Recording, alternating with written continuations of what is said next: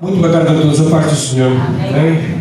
Que alegria estarmos aqui na presença de Deus, a louvá-lo, a entronizar o seu nome, com a saúde que Deus nos tem dado para realmente o louvar.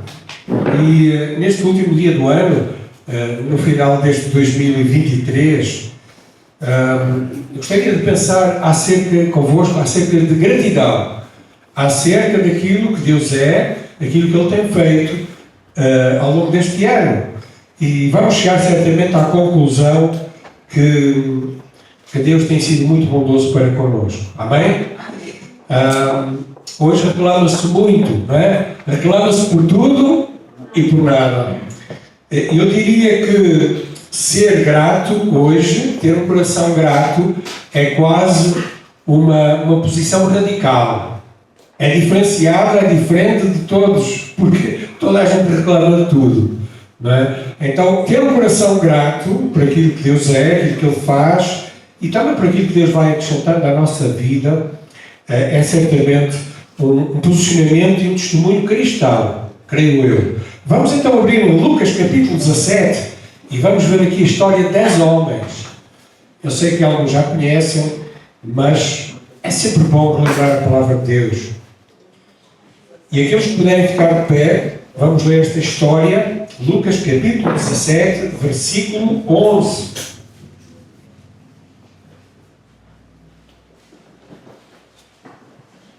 À medida que vão encontrando, vão ficando de pé. Isso é bom. Graças a Deus. E diz assim, então, o evangelista Lucas, capítulo 17, versículo 11. E aconteceu que, indo ele, Jesus, a Jerusalém, passou pelo meio de Samaria e da Galileia. E entrando numa certa aldeia, saíram ao encontro 10 homens leprosos, os quais pararam de longe e levantaram a voz, dizendo: Jesus, Mestre, tem misericórdia de nós. E ele, vendo-os, disse-lhes: Ide e mostrai-vos aos sacerdotes. E aconteceu que, indo eles, ficaram limpos. E um deles, vendo que estava são, voltou glorificando a Deus em alta voz, e caiu aos seus pés com o rosto em terra, dando-lhe graças. E este era samaritano. E respondendo Jesus, disse: Não foram 10 os limpos? Onde estão os 9? Não houve quem voltasse para dar glória a Deus, senão este estrangeiro? E disse-lhe: Levanta-te e vai, a tua fé te salvou. Vamos orar.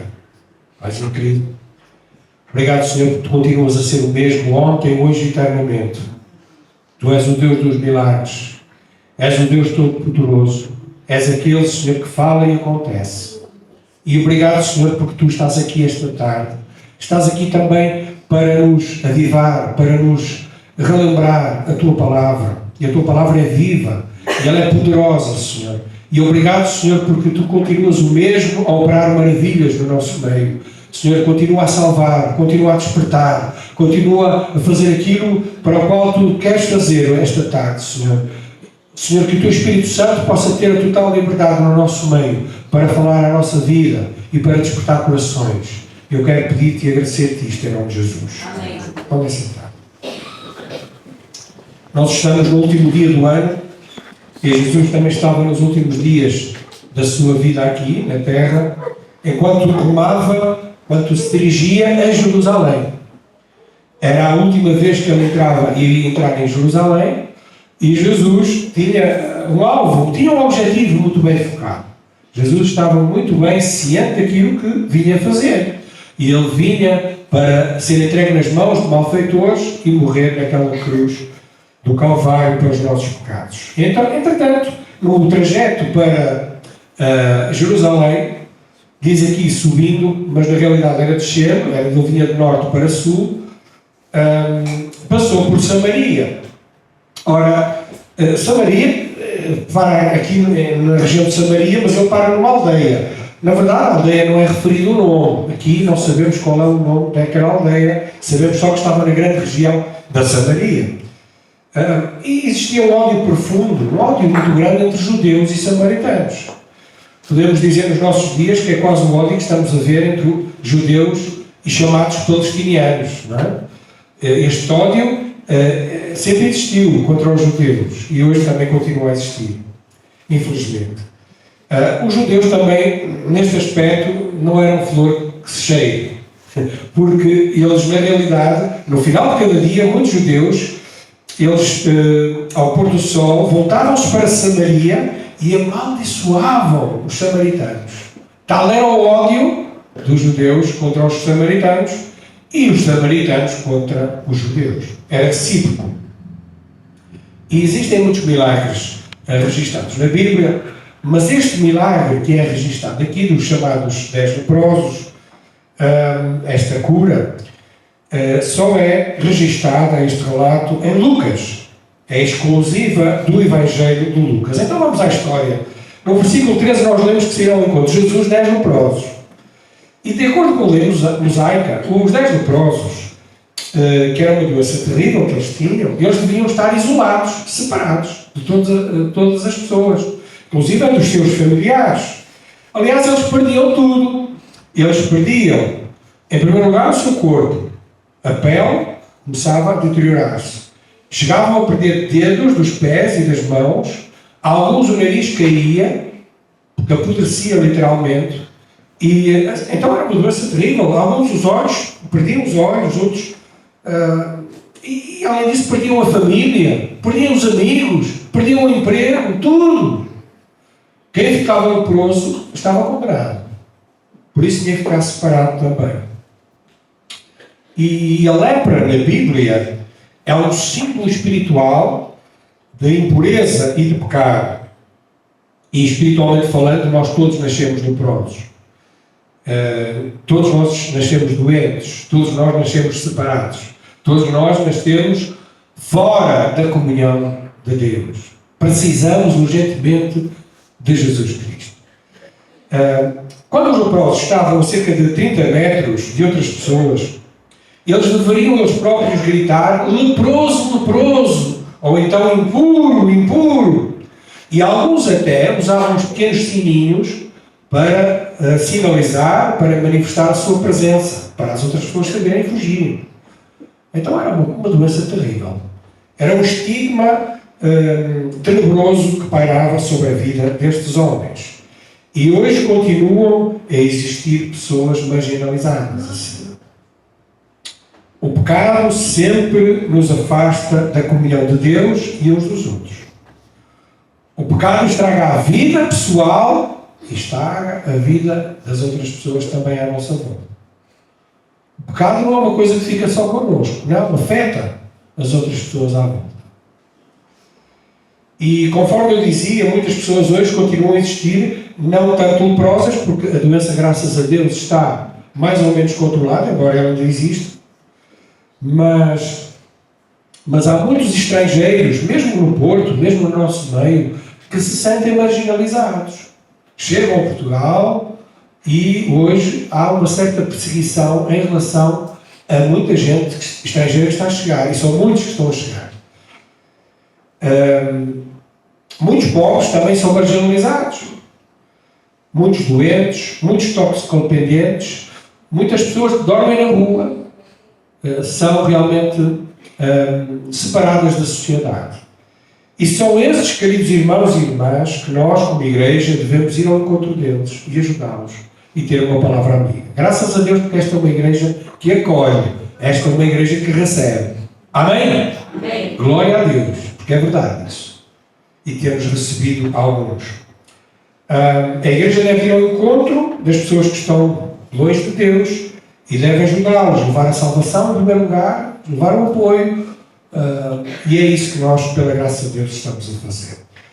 Nós, no versículo 13, lemos aqui, eles, embora deveriam ter gritado leproso, leproso, ou impuro, impuro, eles aqui gritaram, ao ver Jesus, de uma forma diferente. No versículo 12, o que é que eles gritaram? Jesus, Mestre, tem misericórdia de nós. Não é o que diz a nossa Bíblia? É.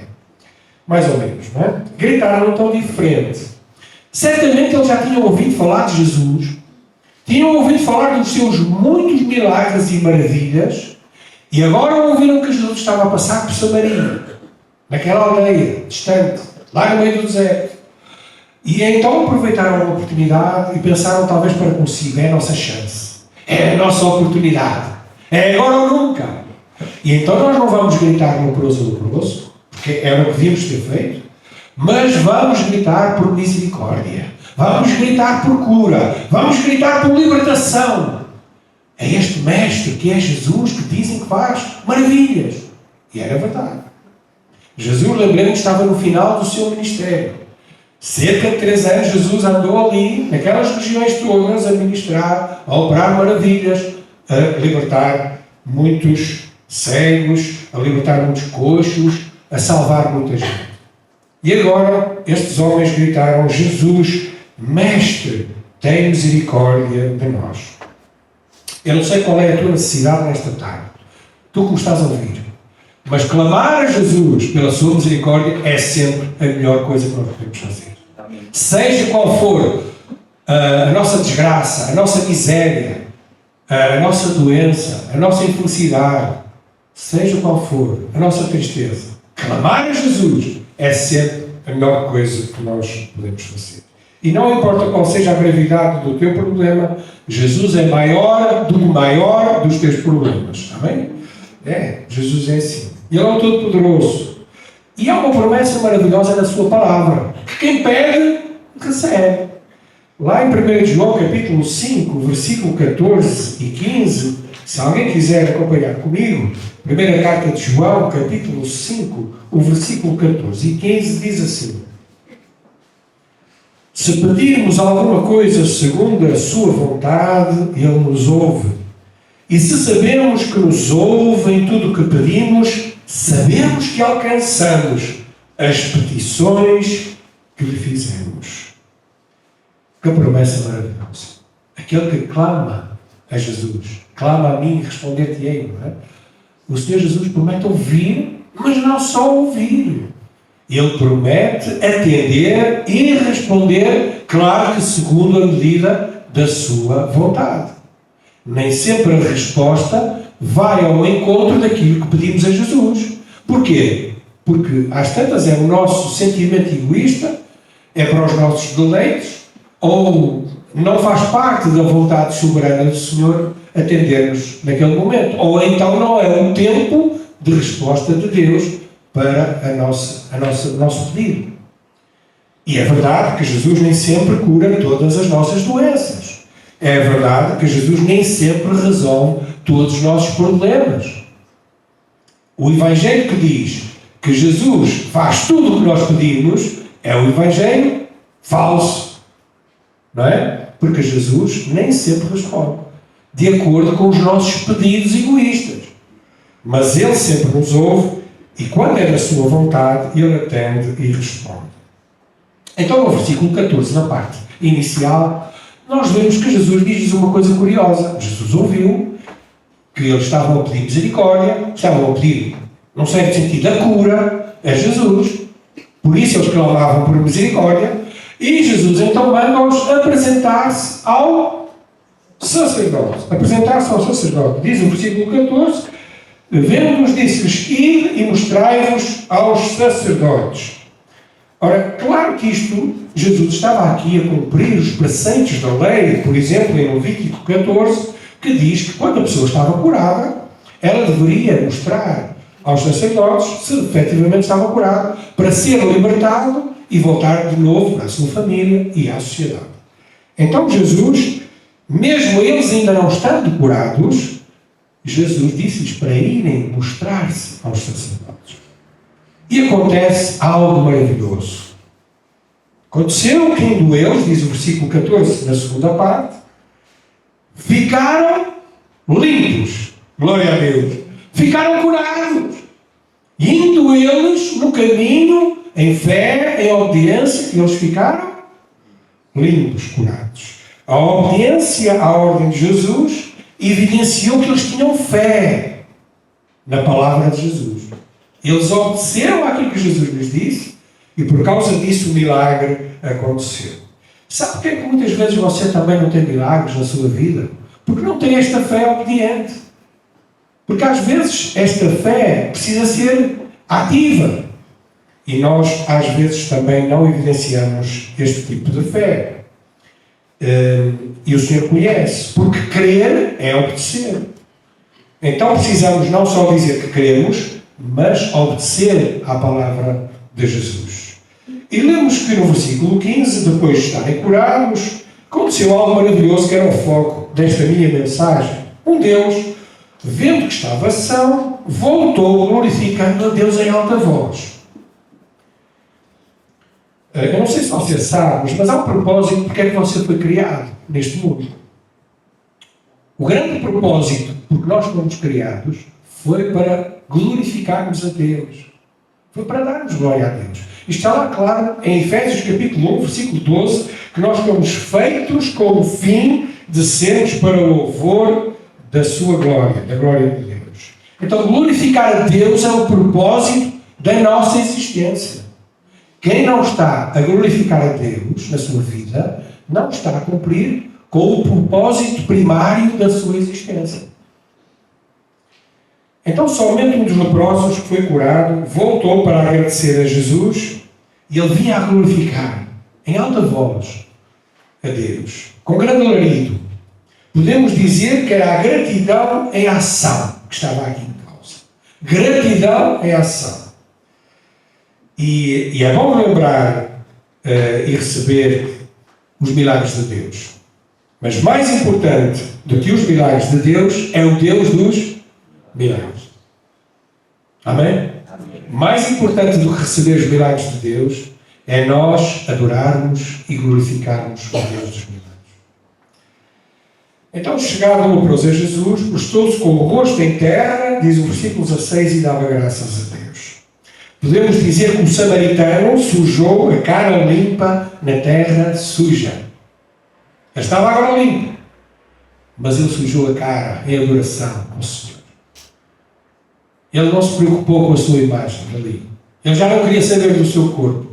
Estava diante do seu mestre que o tinha curado e estava ali a adorá-lo. Que coisa bonita, que coisa linda. Ele humilhou-se diante de Jesus em gratidão.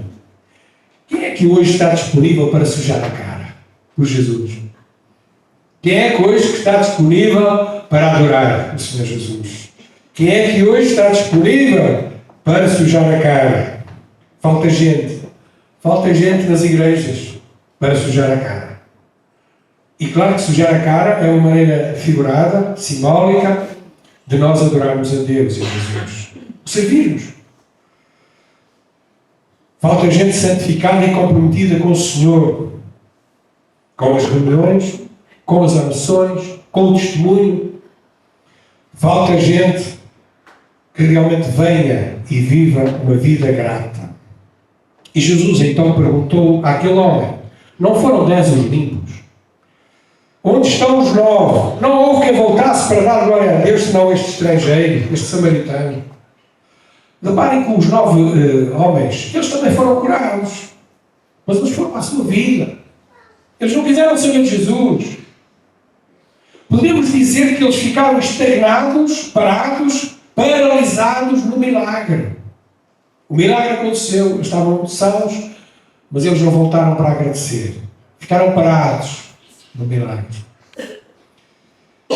Podemos dizer até que eles paralisaram diante do espelho. Eles voltaram para casa e viram que bonitos que eles eram agora. Esqueceram-se de Jesus. E nós às vezes também somos assim. Deus opera uma grande salvação na nossa vida. Somos batizados, começamos a vir à igreja, mas depois esquecemos da igreja, do Senhor e das coisas de Deus. Ficamos paralisados diante do espelho, diante de nós próprios, e não imitamos este homem que voltou para trás e agradeceu ao seu Senhor. O samaritano foi o único que demonstrou gratidão e adoração ao Senhor Jesus. Estás tu a adorar o Senhor em gratidão ou estás paralisado, espiritualmente falando? Cada um sabe dar essa resposta.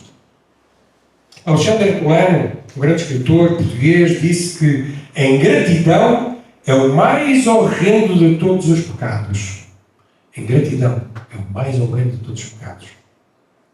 mais do que reclamar pelo que não temos, valorizemos o muito que Deus nos tem feito. Este ano está a terminar, irmãos, e nós, como é que analisamos este ano que passou? É verdade que fomos sujeitos a muitas crises, problemas, circunstâncias difíceis, talvez algumas doenças, talvez alguma morte, talvez algum desânimo, talvez alguma frustração. Sim, todos nós podemos experimentar essas coisas. Mas como é que está o nosso coração? Está agarrado a essas coisas tristes? Ou está agarrado à adoração, ao serviço, à gratidão que o Senhor espera receber? A vontade de Deus para o cristão é que ele seja grato. 1 Tessalonicenses 5,18 diz: em tudo dai graças, porque esta é a vontade de Deus em Cristo Jesus para connosco. Eu atrevo-me a dizer que por cada 10 pessoas que existem nesta terra, talvez 9 estejam mais preocupadas consigo próprias, com a sua autoimagem, com as suas coisas, do que propriamente com o Senhor. O que é que enche o teu coração? O que é que te motiva a viver? Qual é a razão da tua vida? São as roupas? São os bens? É o dinheiro? Tudo isso vai passar. Só há uma coisa que não passa. É o amor e a adoração que dás a Jesus. E notem também que nós vemos por esta passagem que a gratidão é minoritária. São poucos os que são gratos. 10 homens, quantos foram gratos? Podemos dizer 10%. Mas a gratidão, sendo minoritária, deve ser um grande exemplo do cristão. O coração do cristão deve estar cheio de gratidão. Lucas conclui esta história dizendo que Jesus mandou o samaritano levantar-se e ir embora, ir à sua vida. Irmãos, é muito importante nós virmos a Jesus e adorarmos, mas temos que levar esta gratidão às outras pessoas. Temos que viver a vida grata que o Senhor espera que nós vivamos lá fora também. Não é só cá dentro, é lá fora também. Mas não só ele foi embora, porque o Senhor Jesus disse: levanta-te e vai, a tua fé te salvou. A fé grata voltada para Jesus resultou em salvação. O coração grato é o coração do salvo. Amém? E a gratidão é uma das evidências de fé genuína do cristão. Eu diria que os salvos devem ser sempre gratos. Os salvos devem ser sempre gratos. Como é que nós estamos a viver, queridos irmãos e irmãs, quando o nosso colega, o nosso patrão, seja quem for, toda a gente reclama, no autocarro, fora no shopping, no supermercado, toda a gente reclama. E nós às tantas estamos a deixar contagiar por essa reclamação e estamos a esquecer-nos da gratidão. Como é que o nosso coração está cheio? Estamos a ser gratos pela nossa família. Estamos a ser gratos pela nossa igreja. Estamos a ser gratos por aquilo que o Senhor nos tem dado, e é tanto ao longo deste ano. Ou os nossos olhos estão colocados naquilo que não temos, naquilo que falta fazer, naquilo que não somos. Os nossos olhos devem estar focados em Jesus Cristo, o autor e consumador da nossa fé. E é quando nós realizarmos o nosso olhar em Jesus Cristo que mais gratidão aumenta no nosso coração. Estamos nós a viver vidas gratas a Deus. Efésios 5:20 diz: dando sempre graças por tudo a nosso Deus e Pai, em nome do nosso Senhor Jesus Cristo. Dando sempre graças por tudo a nosso Deus e Pai. Que no final deste ano, irmãos, lembremos o muito que Deus nos tem dado. Lembremos quem Deus é, aquilo que Ele tem feito por cada um de nós. Agradeçamos a Deus a sua salvação. Agradeçamos a Deus as nossas vidas. Agradeçamos a Deus, a nossa família, ainda que imperfeita. Louvemos o Senhor por aqueles que Deus nos tem dado. Agradeçamos a Deus os nossos amigos, nossos colegas, o nosso emprego. Agradeçamos a Deus tudo aquilo que Deus nos tem acrescentado. Mas também aquilo que ainda não temos. Louvemos o Senhor por isso. Porque a palavra de Deus diz que em tudo dá graças. Então nós devemos agradecer ao Senhor não só por aquilo que temos, mas por aquilo que não temos. Que a nossa atitude seja uma atitude de gratidão no nosso viver. Que o nosso testemunho seja um testemunho de um coração grato. Que as nossas palavras traduzam isso uns aos outros. Não calemos a gratidão. Sabem que hoje uma palavra que tem muita força é obrigado. Dizer obrigado hoje já começa quase a sair do dicionário. Irmãos, dizer obrigado. Obrigado por aquilo que tu és. Obrigado por aquilo que tu fazes.